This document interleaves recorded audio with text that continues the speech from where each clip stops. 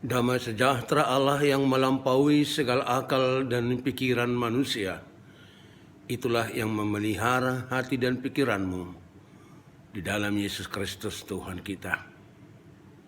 Amin. Shalom buat Bapak Ibu, saudara-saudara yang dikasihi oleh Tuhan Yesus Kristus. Kembali kita boleh bertemu lewat sajian video khotbah yang akan kami sampaikan dalam nama Tuhan Yesus Kristus. Setelah kurang lebih 2 bulan kami ada gangguan kesehatan. Oleh karena itu puji Tuhan bahwa minggu ini kita boleh kembali berjumpa dengan acara seperti ini.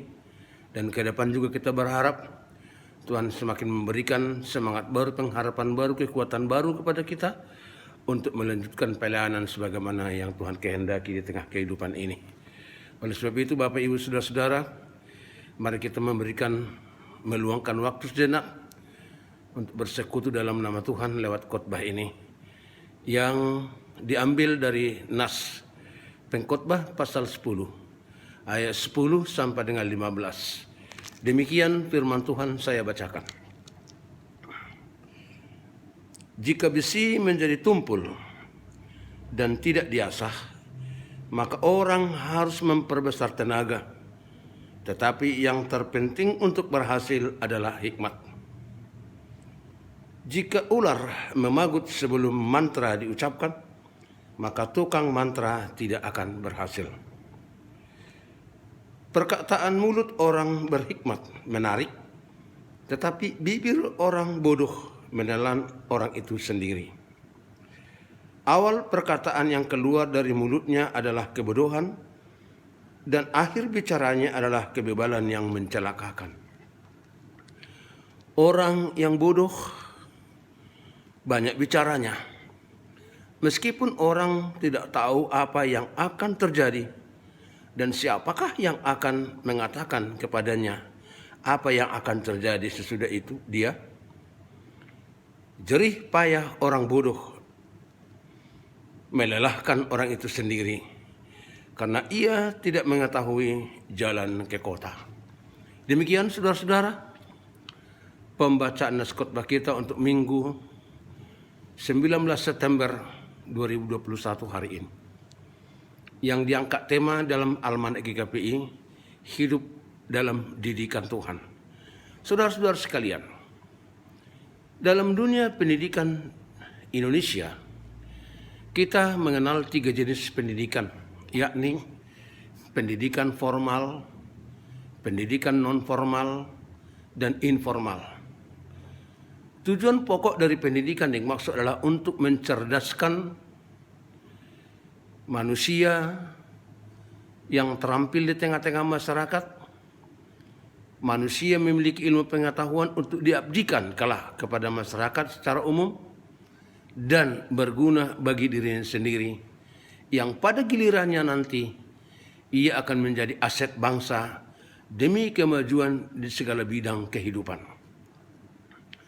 Selain dari jenis-jenis pendidikan yang sudah disebutkan itu, kita masih mengenal pendidikan yang sifatnya sangat mendasar, yaitu pendidikan tentang ketuhanan atau keagamaan yang pada umumnya mengingatkan semua manusia agar tidak berpengharapan hanya sebatas dunia ini. Karena dunia ini semua bersifat fana dan sementara. Semua pasti akan berlalu. Seseorang terdidik dan dididik di dalam pengetahuan keagamaan seperti itu. Dalam hal ini pengajaran firman Tuhan bagi orang-orang Kristen akan menyadari bahwa hidup kesementaraan ini akan dipergunakan untuk hal-hal yang berguna kepada keluarga, berguna kepada masyarakat, bangsa, dan negara.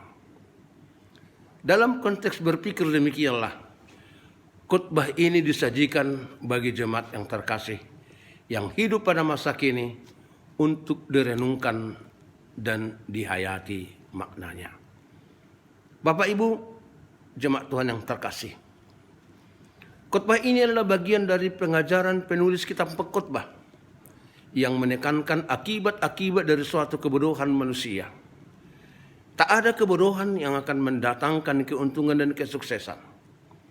Karenanya menjadi bodoh adalah sebagai akibat dari masa lalu yang tidak peduli kepada pengajaran dan pendidikan, sehingga tidak mempunyai wawasan hidup yang dapat membuatnya berhikmat di dalam hidupnya.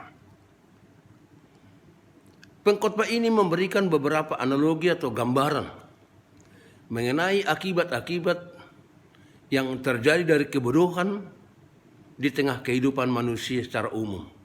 Yakni pertama, besi yang tumpul bila tidak diasah akan memperbesar tenaga menggunakannya. Tetapi yang terpenting untuk berhasil adalah hikmat. Dalam bahasa Batak, besi yang disebutkan di sini adalah take atau kapak.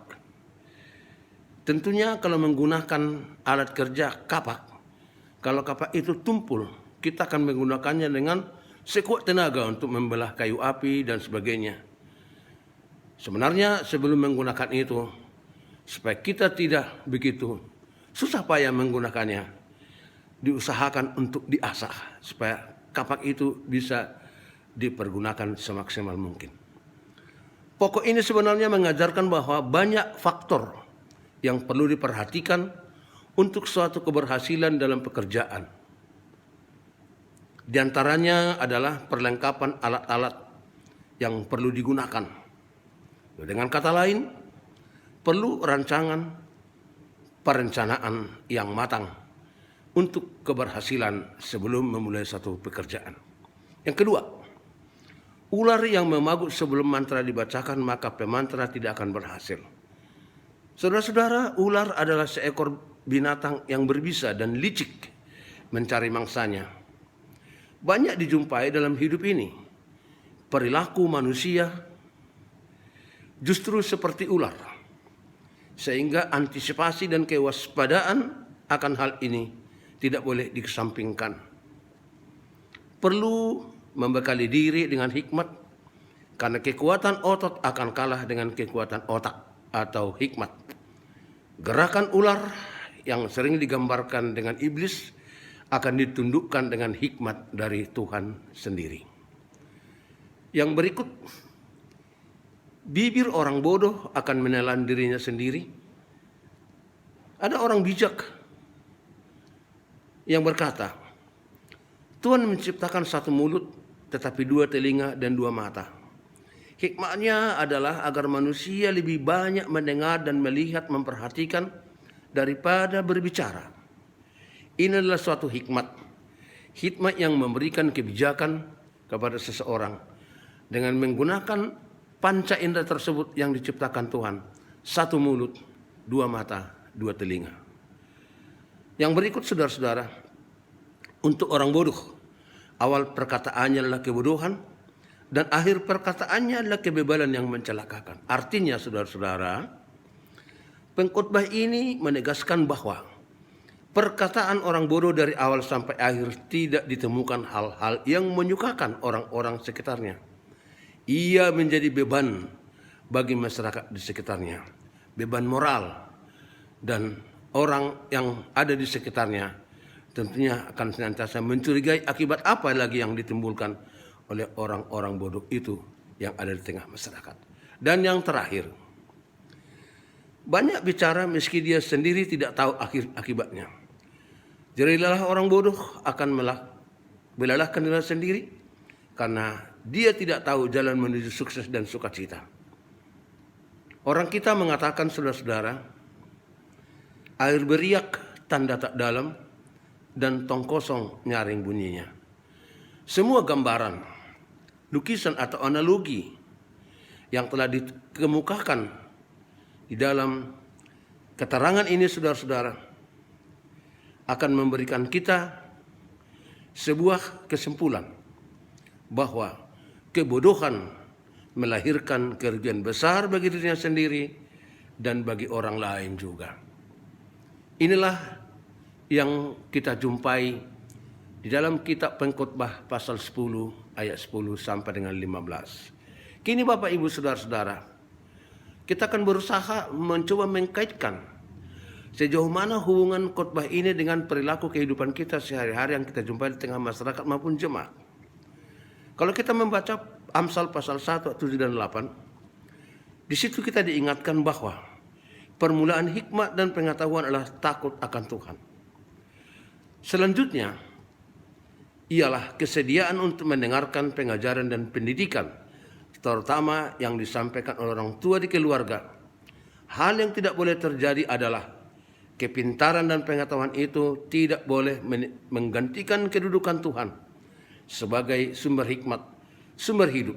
Sebab itu sebelum mencari pengetahuan, hidup ini harus didasarkan pada rasa takut akan Tuhan, sehingga hidup ini berlangsung di dalam didikan dan bimbingan Tuhan, supaya dapat menghasilkan buah yang berguna bagi Tuhan dan bagi masyarakat.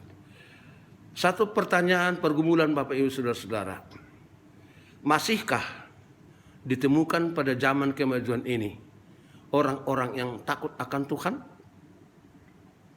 Sejauh manakah perkembangan ilmu pengetahuan itu memberikan kesejahteraan kepada masyarakat, mendekatkan manusia kepada Tuhan? Pertanyaan berikut, bagaimanakah kehidupan gereja di tengah-tengah perkembangan ilmu pengetahuan zaman sekarang ini? Masihkah gereja mempengaruhi perkembangan dunia ilmu pengetahuan atau justru sebaliknya?